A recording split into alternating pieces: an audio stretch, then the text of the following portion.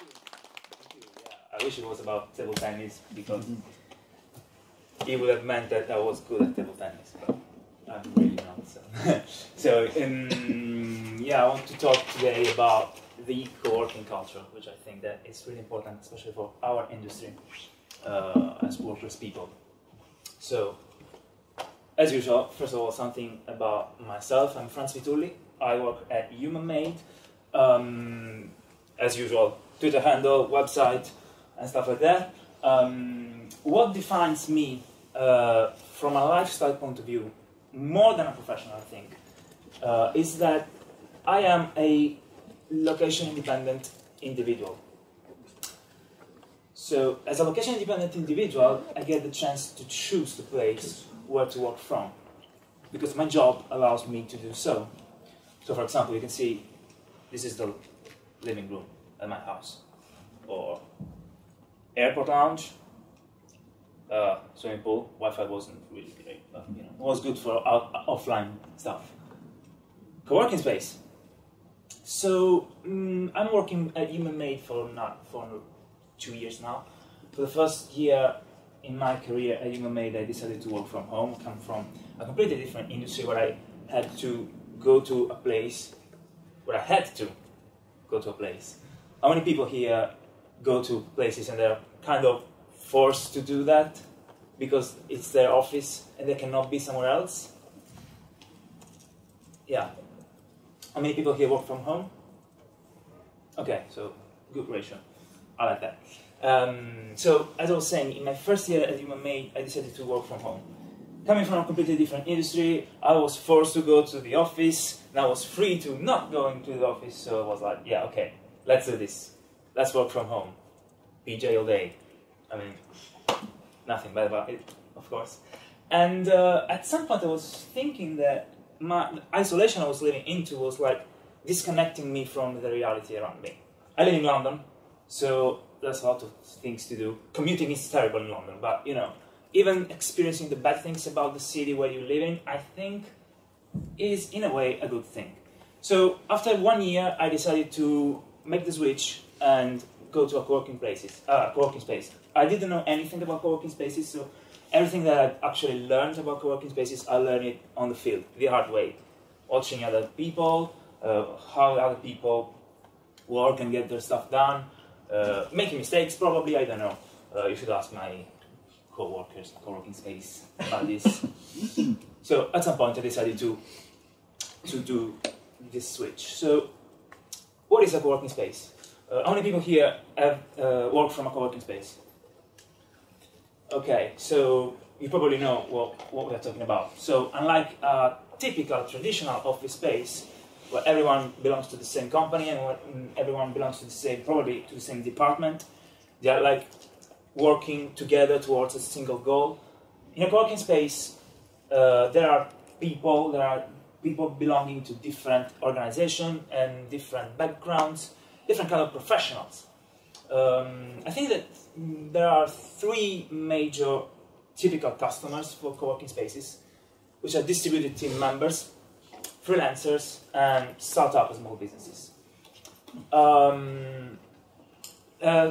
They are all businesses that in some way involve a relative isolation, I would say, especially distributed team members. You work on your own, even if you have your work buddies somewhere else in the world, but you are essentially alone.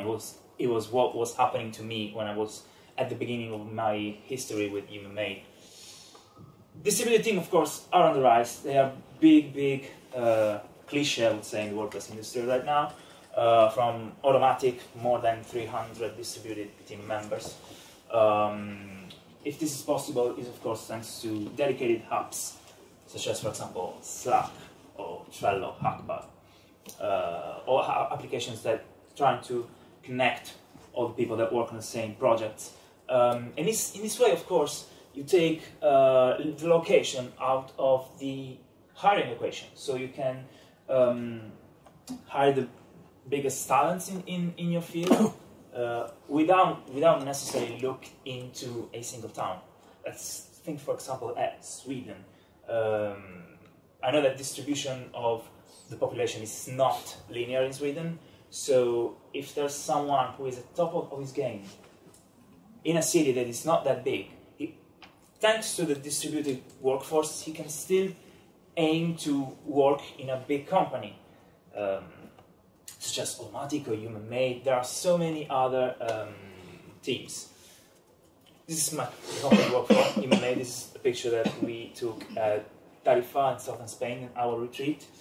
I mentioned that I work here. I haven't talked about it. I really quickly want to talk about it. We are WordPress VIP partner agency, and in this kind of company culture, as I was saying, we are not alone.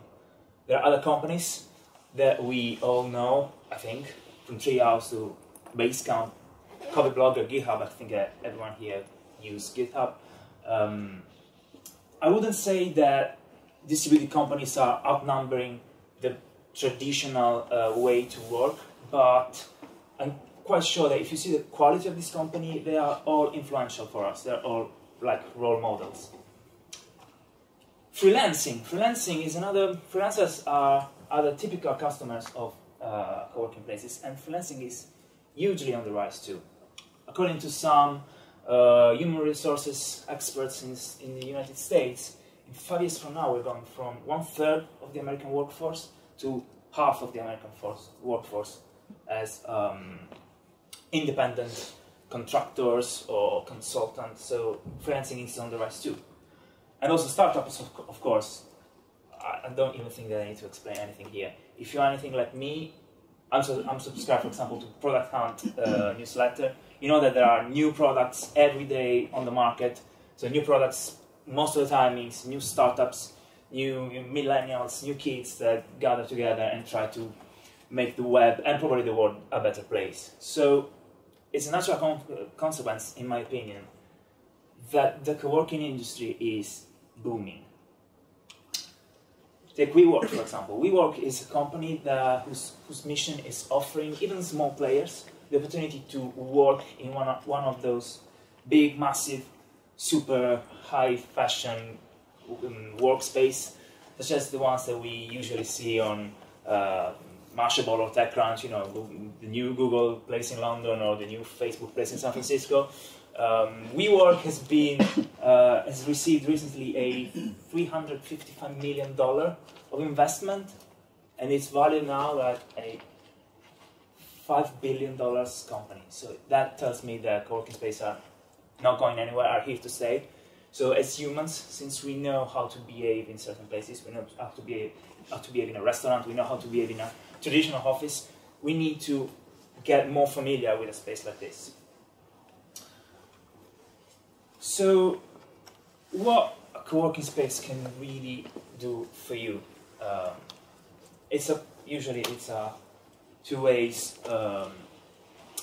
thing. We need to give something to the co-working space industry, the rent, of course, the monthly fee, but also the co-working space need to do something for you. And co-working space actually a thing that does so many things for you. For example, first one, it gives you a ready office, of course. Many of us want to build their own battle station, their own cave. Best monitors on the market, best office chair on the market. But many of us actually want other people to make that decision. They just want a decent place where they want to fire up their laptops, get their job done. And I think that the co-working spaces are pretty good at that. So just a quick chapter inside this point, what I think is the survival kit for the co-working space. A backpack, of course, needs to be super sturdy. Mine, for example, is carry-on compatible, so I can go for business trips and bring in my workstation everywhere with me. Of course, laptop and smartphone. Weapons of choice. For me, I'm a marketing person and not a developer, and not a designer. So my weapons of choice is the mouse, probably. But of course, if you are a designer, you can bring your graphic table, whatever. Headphones. Better if noise cancelling, because most of co-working spaces have music, and chances are you don't like the music. And of course, by the way, headphones at co-working spaces are a huge do not disturb signal. So if you see someone with a headphone, just don't talk to him. Building is on fire. He chose to die. just don't talk to him. It happened to me, and it's really annoying. Cables and power adapters, of course, don't forget them. Some extra stuff, food and snacks. Do yourself a favor and your wallet a favor. Don't go to McDonald's. Bring your own food. Toothbrush and toothpaste, of course. You need to pitch fresh ideas to investors. Sleeping mask, I really love this. I'll show you. It should have it here. Yes. So I really like this. Switch off my brain when I need to, after I've been plugged, and after I've done something for my job.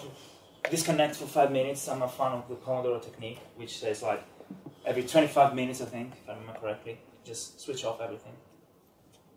Do yourself this favor. I wouldn't say take a nap, but take a quick break. Just go and get a cup of coffee. Some other things that co-working space can do for you. It might help you to find new prospects. Now, if you work for a WP company, whether you offer development, consultancy, or if you build themes and have a theme marketplace, we build plugins, the other people in the co-working space might do something else, like build, I don't know, iPhone applications.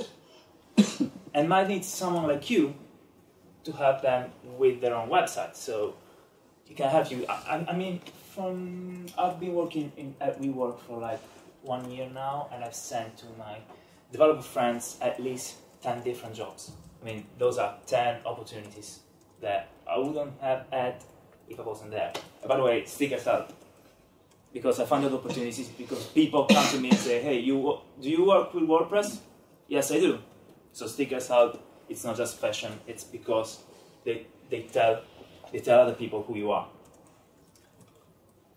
Networking without networking. I have a confession to make here. I hate the whole idea of networking.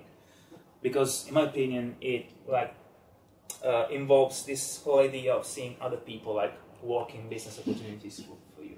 And I really don't like that. I'm interested in other people's stories. I'm interested in what other people have to say to me. So being a working space usually helps you to connect with other people, to create real connection, not just in the hope that maybe 2 years from now they can remember about me if there's an opening in their company. I don't really believe that. That's probably my pet peeve, but I really don't like that whole idea. I really believe in making genuine connections. Games, table tennis, as I was saying before. So again, if you take breaks, being involved in a recreational activity like football or table tennis helps you making those connections that helps you live a better life, getting out from that relative isolation I was talking about before.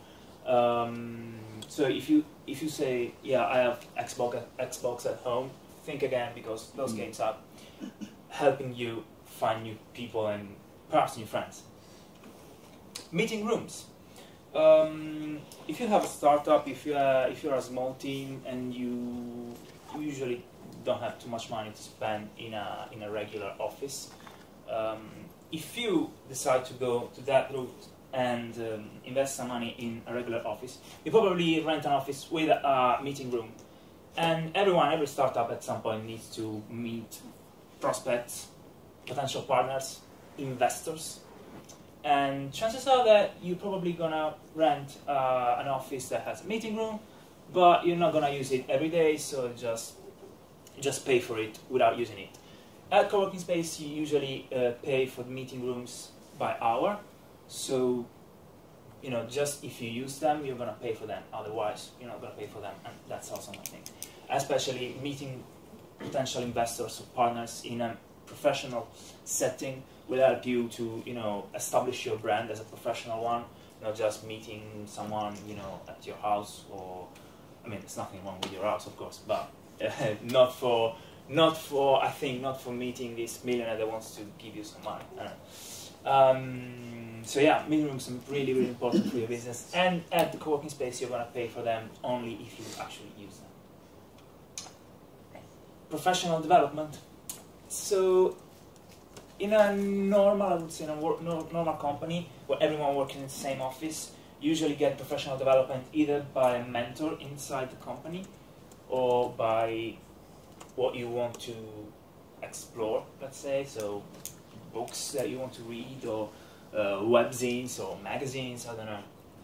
In co-working spaces, you usually double up your chances to get a real professional development because they usually organize seminars, master classes, and out of the blue, one day you go to work and during your lunch break, you can, for example, listen to this guy who's talking about Excel. I mean, I hate Excel, but in that case, it really helped me with some tips, so it was pretty good. But anyway, those professional development opportunities you wouldn't really have if you work in just one office. So from your company, if you are a distributed member team, a team member like me, from your company you get the traditional professional development, but from a co-working space you get some extra opportunities, which is, I think, pretty good. Co-working holidays. The Guardian, you know, the British newspaper, call them co-working holidays. I'm not really a fan of the expression because they're not holidays. So essentially, thanks to the rise of the co-working spaces, they are like everywhere now in the world, even in some pretty sweet spots.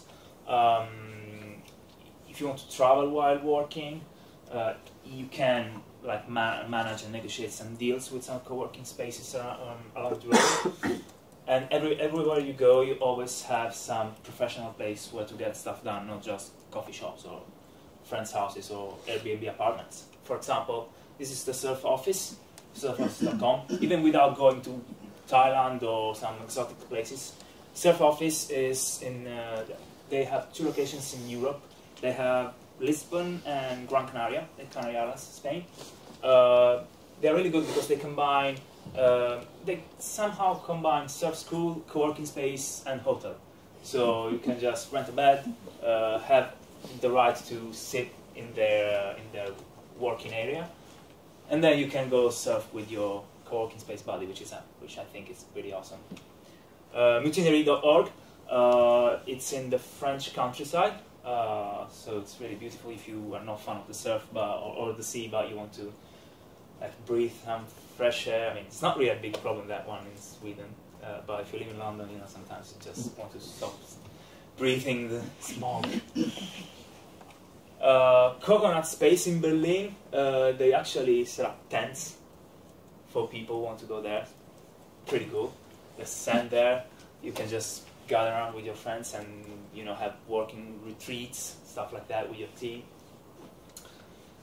Last but not least, the community, which I think is really probably the most important thing in a co-working space, because otherwise you can just stay at home, as I was saying before. The community is really important. It helps you.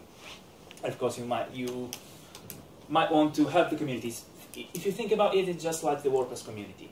You use WordPress to make yourself a living, and you give back to the community, organizing WordCamps or contributing to the core, contributing to translations.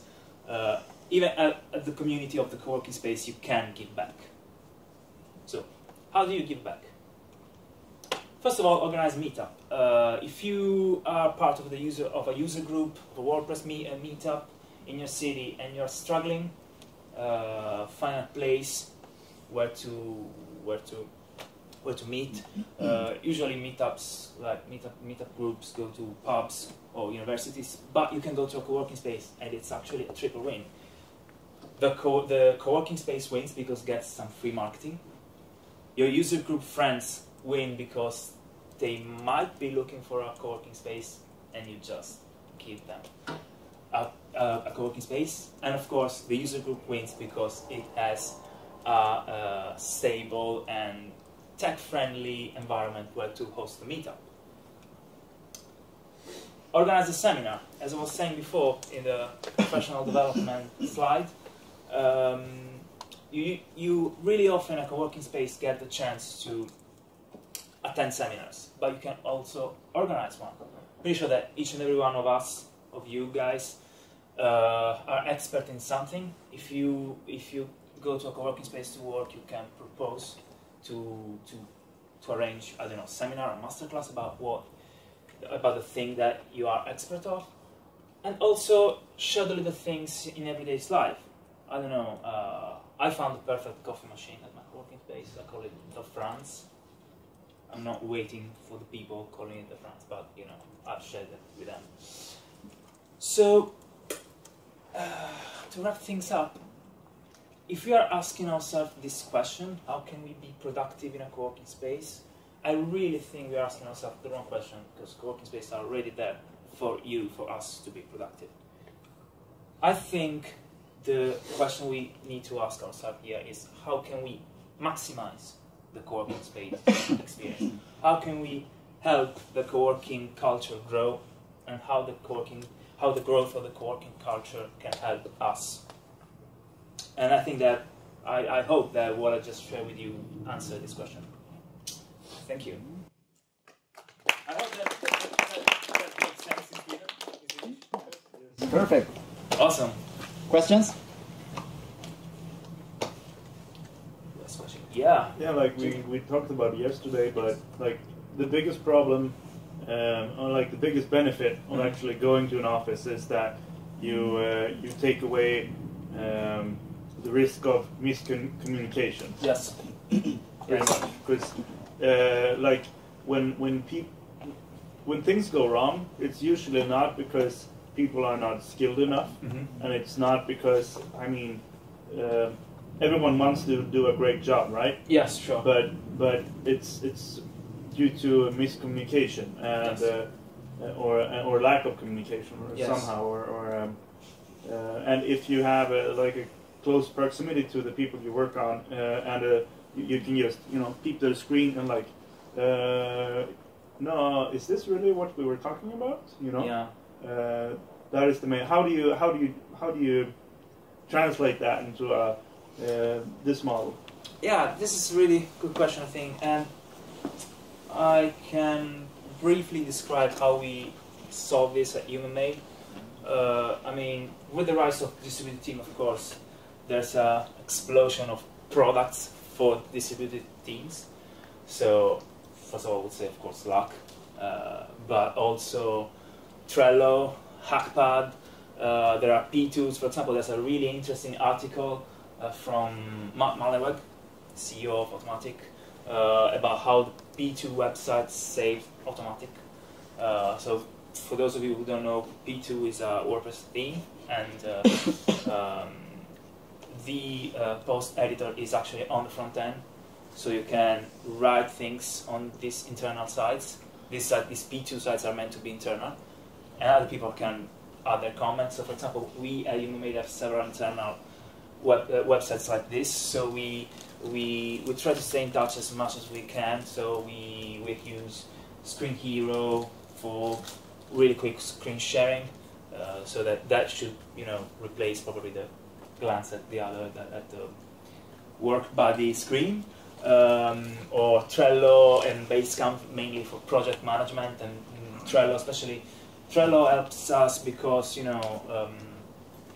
the previous talk from Eric, I think it was the name of the guy, he was talking about images on websites. Trello is really visual as a tool, so it helps us a lot to control the project in the way it's running and going towards its end. So I think that I think it's safe to say that products today make that possible, to avoid and minimize misunderstanding, miscommunications. I think that if we are not there, we're actually pretty close, I think. From my experience, it's like that. Yeah. So a lot of software. Yeah, software. Right. And, these days most of these applications are online, so are just on the browser. Yes, Nicholas. Are you? Do you have head office as well? Is that? Yes, we do. Yeah. We do one main office in Matlock in Derbyshire. Yeah. How many are working there? 3 or 4. Okay. 3 or 4 are just there. Essentially, Tom, our CEO, and office manager. Yeah. Do they communicate internally with the same tools that the rest of you do, well, or is there some communication that I wouldn't say that there's a real advantage between them. No. I wouldn't say that personally. I mean, this is quite funny. I see sometimes them like asking themselves, "Hey, I'm going to that coffee shop. Do you want a cup of coffee?" Like instead of chatting, you know, because most of the time where people are like super plugged in what they are doing, super focused, they are wearing headphones again, even in a real office. In a traditional office, you know, that might be quicker than going there and asking the guy to take the headphones off. So yeah. But anyway, I don't really see any advantage internally. Yeah. Yeah. Okay. Thanks a lot.